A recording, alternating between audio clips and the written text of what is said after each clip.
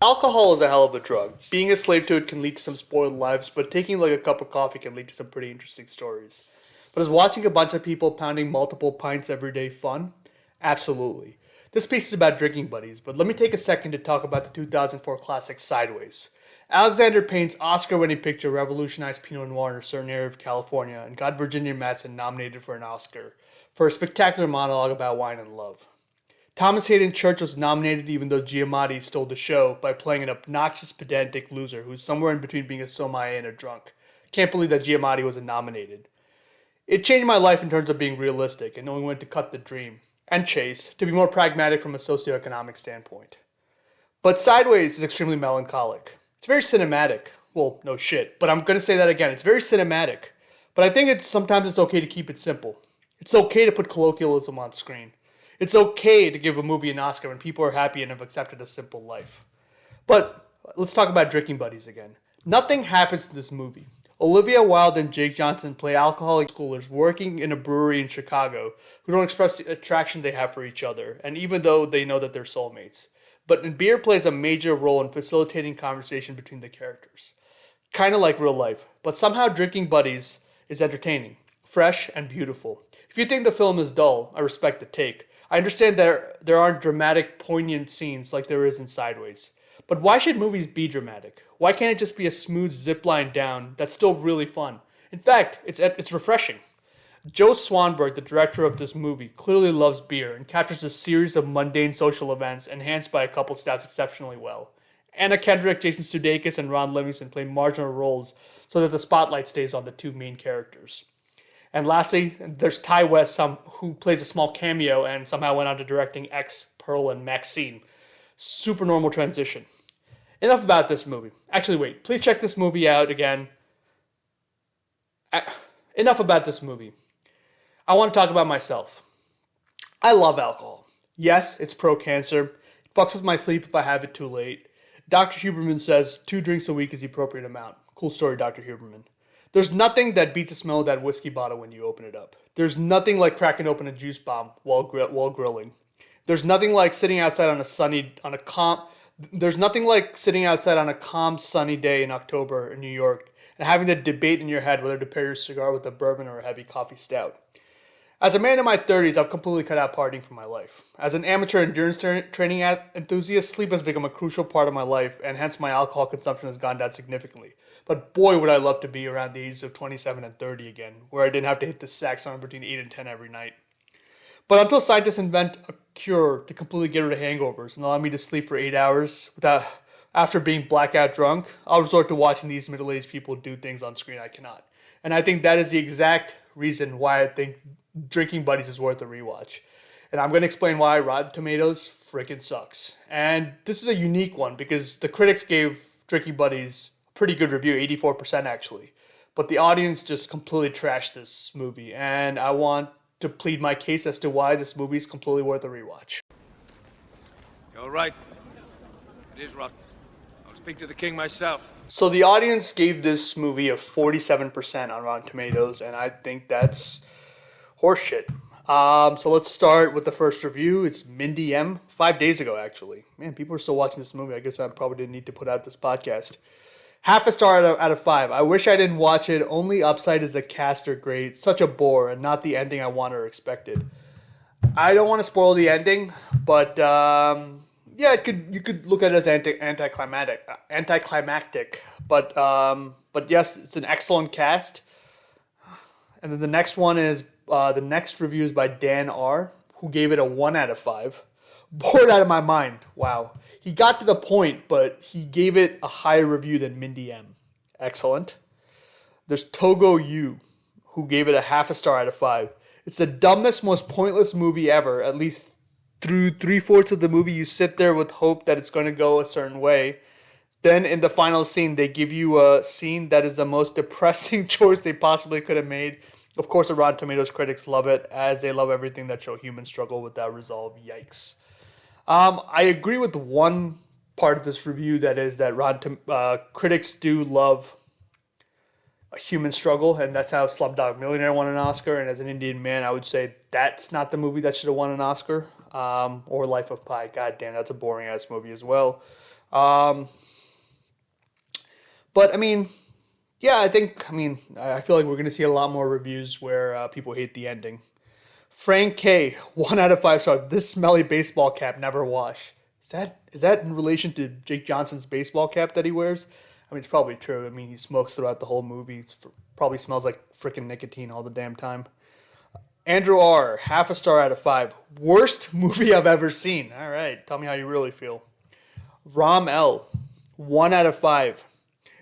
So maybe I lack sensitivity or emotional depth or whatever they call it these days. But to me, the movie went like this for the while that I watched it. Olivia Wilde makes exaggerated facial expressions, laughing for no reason, etc. for 15 minutes with lots of people around her talking. Next scene, 4 people are camping, 2 of them talking about their childhoods and they kiss. Wait, hold on. Have you never met people who just try to laugh all the damn time to be accepted in a friend group? I think Olivia Wilde nails that character. And second of all, I think, I think the scene where Anna Kendrick and Ron Livingston kiss, spoiler alert, I guess that is a spoiler alert, where it's kind of random. I don't know how they picked up signs on each other. There's no lead up to it other than the fact that, I think that scene is there for Joe Swanberg to say that the two relationship or the two actual romantic relationships are not functional, and I think they both realize that Olivia Wilde and Jake Johnson are more to be together than they are with their respective partners. Olivia Wilde is at it again with the facial expressions, but the other characters' faces suggest some emotionality is going on. By now, some 30 minutes have passed. Then, all right, okay. One character is concerned about the well-being of someone called Scott, and well, you get the idea. You don't get the idea. A reviewer right here on RT summarized it in one memorable line: "Classic mumblecore, unlikable character bull." I think this person likes Michael Bay. You see that? They throwing cars! How am I not see that?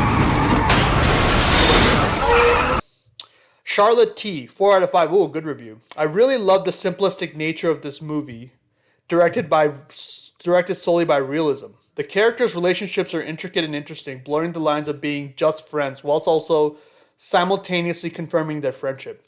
Although anticlimactic, I must admit that I loved the ending of the movie and the way that it answered every question about the bond between Kate and Luke, yet also showcased how they're not meant to be together. I was not expecting to see a rom-com like this, but now I wish there were more that followed a realistic path in the way they display human connection. Charlotte T, please marry me. You fucking get this movie.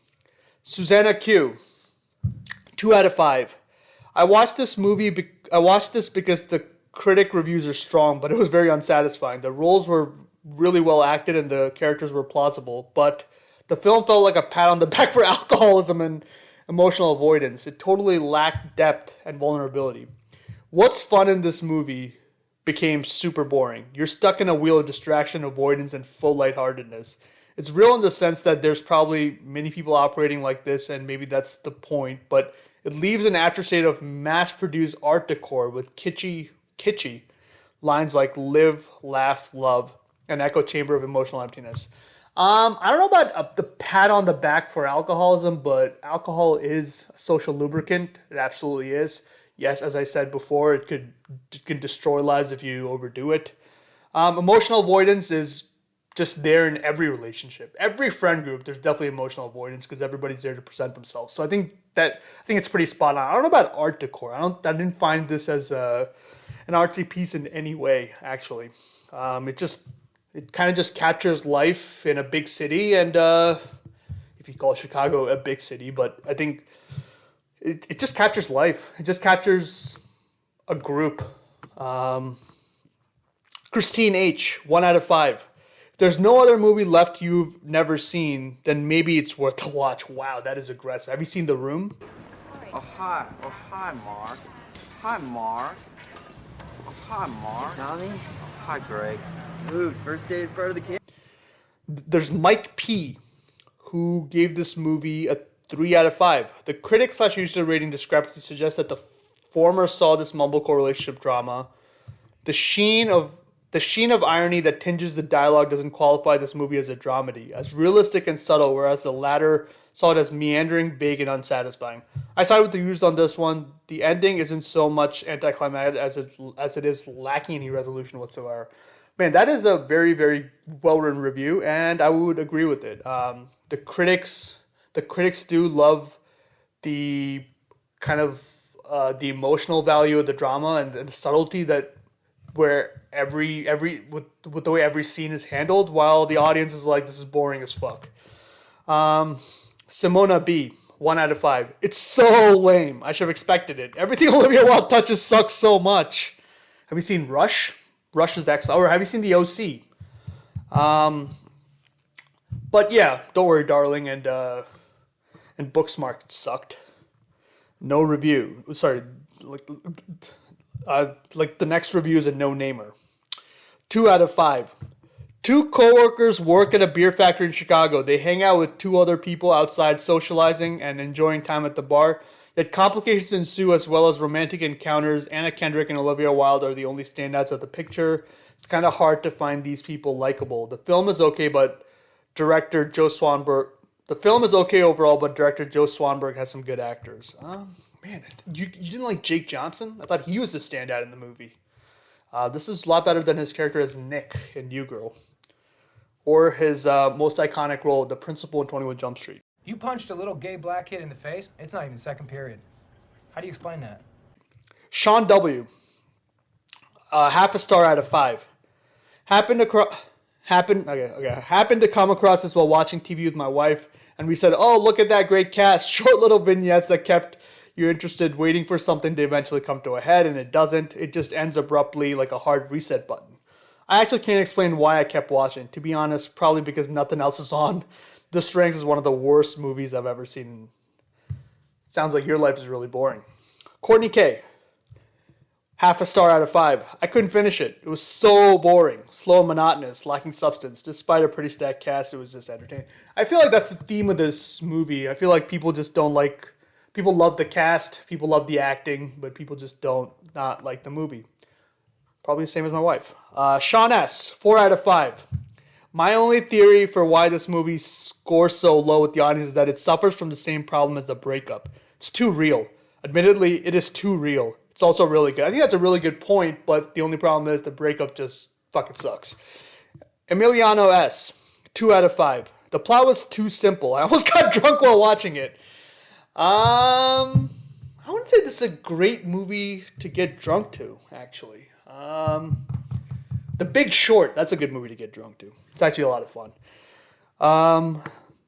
Let's see what we got. The next one is a no-name half-star review. What is the point of the movie? Nothing but a cringe fest.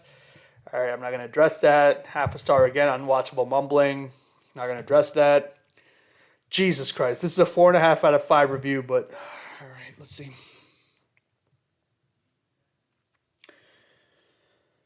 Drinking Buddies is a wonderful example of a hidden gem that people are still discovering. I describe it as a man. Sounds like when people are really passionate about this movie, people are really, really passionate about this movie.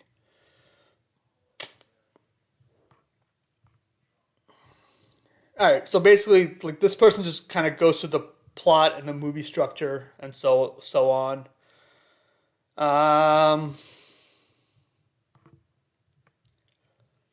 Yeah, and the person just says it's a hidden gem again and again. All right, cool. Next. Next one is a no-name review again. Why don't you guys put your names on there, you fucking cowards? 1.5 star out of 5. The stars are for actors who must have been blackmailed into doing this movie. This cast is incredible, but wasted on such a horrible script and dialogue. What exactly was the plot? Throughout the entire movie, I kept waiting for anything to happen. It doesn't. Such a bummer of a movie filled with so much talent. The critics are idiots. Wow. Throwing slabs on the critics, huh? I don't know how to actually address this. Blackmailed into doing this movie. That's really aggressive. All right, next. I'll probably just edit that one out. The next one is 2 out of 5. Man, some of these people are giving half stars and destroying it. Some people are like giving it 2 out of 5. I feel like deep down inside they don't have the balls to admit that they liked it. So this movie was bad. I kept waiting for something to happen, and it was just 2 people getting smashed while everyone around them live their lives. Terrible, bad, and should have been better. How did this get greenlighted? How did this get greenlit? Your grammar freaking sucks. But have you been around people who get smashed? You think they can deliver coherent monologues, have coherent conversations? Give me a break. These people are imbibing the magic potion and having a good time. Excess M. 3.5 out of 5. Irresistibly amusing, attention-sucking, and funny. The leads and direction are really strong here. Excellent. 1 out of 5. A movie about a woman. Olivia Wilde is basically just a functioning alcoholic. Do you guys think Olivia Wilde is really the main lead? I think it's pretty even. I think, maybe. I would actually say Jake Johnson. Probably Olivia Wilde is the main. Functioning alcoholic? Probably. Depending on other people's definitions. John O. Spoilers. This takes off on... Oh my god, this is a long-ass review again. Okay, sorry. So the gist of this is, this takes off on the old saw that women and men can't be friends. Either they become lovers or go kaput. I would actually I would disagree with that. I think women and men can totally be friends. All right.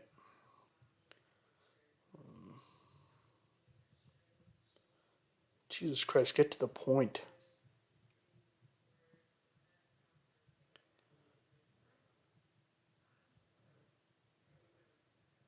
Olivia Wilde is a standout movie gem in front of or behind the camera. I don't know about behind the camera, definitely not. But in front of the camera, absolutely. 3.5 out of 5. Aaron S. Sometimes you want a happy ending to a movie. Sometimes you want a little ambiguity. And other times you want to feel miserable. Drinking Buddy has a little of all of this. There were parts of this movie I couldn't physically watch, having been in friendships like Luke and Kate's before. They are the most painful and self-toxic relationships to engage in, but I think we all tend to get into them at one point or another.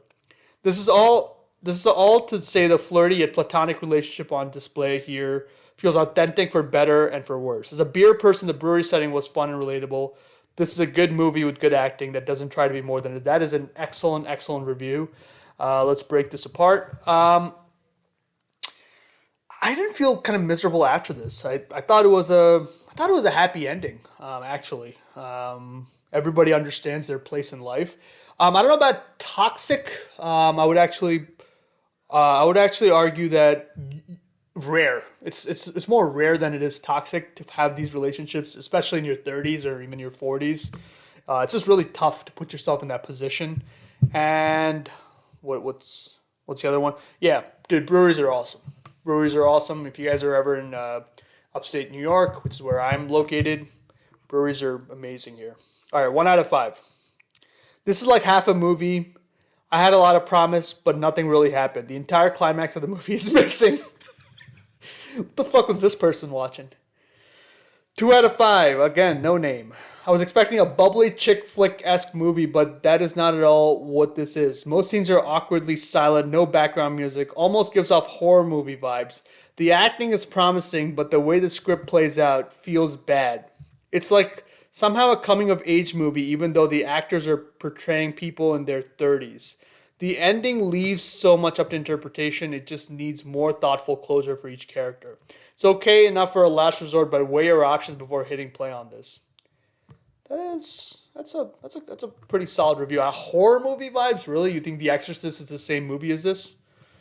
Half a star out of 5. Boring, cynical, and half-assed with no major character development or progression. This movie is a time sink that would be better suited and a screen in the background of a better movie. Character development or progression? Welcome to fucking life, motherfucker.